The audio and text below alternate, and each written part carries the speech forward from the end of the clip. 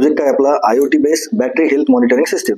तर याच्यामध्ये काय करतोय आपण 12 व्होल्टच्या 3 बॅटरी यूज करतोय फॉर मॉनिटरिंग पर्पज.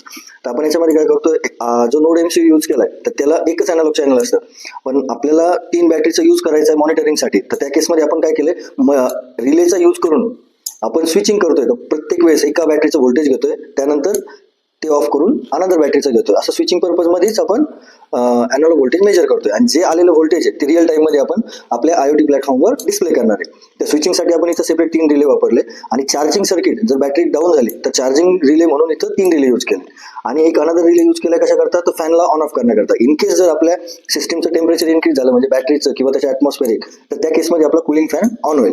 त्याचा पण डेटा टेम्परेचर तुम्हाला रिअल टाइम मध्ये आपल्या सिस्टमवर डिस्प्ले होत राहील. आता आपण याचा डेमो पाहू. 12 व्होल्ट आउटपुट आहे, तर आपण सध्याला एक बॅटरीचं व्होल्टेज रिमूव्ह करतोय, तर त्याचा चार्जिंग रिले इमिजिएट ऑन झाला.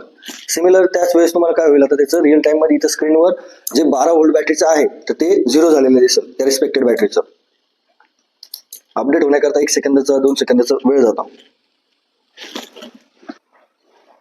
आता थर्ड बॅटरीचं व्होल्टेज आपलं इथे डायरेक्ट डाऊन टू 0 दाखवतोय. आता ज्यावेळेस आपण तो सप्लाय परत रिकनेक्ट करणार बॅटरीचा आपल्या व्होल्टेज सेन्सरच्या इनपुटला, तर सिमिलर त्यावेळेस तुमचं हे जे 0 झालेलं आउटपुट आहे ते अपडेट होऊन तुम्हाला परत 12 व्होल्टला डिस्प्ले करा.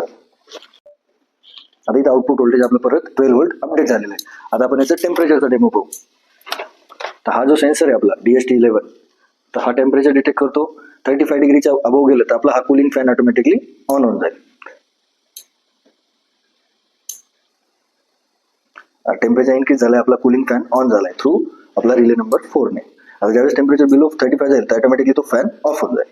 असा आपला प्रोजेक्ट.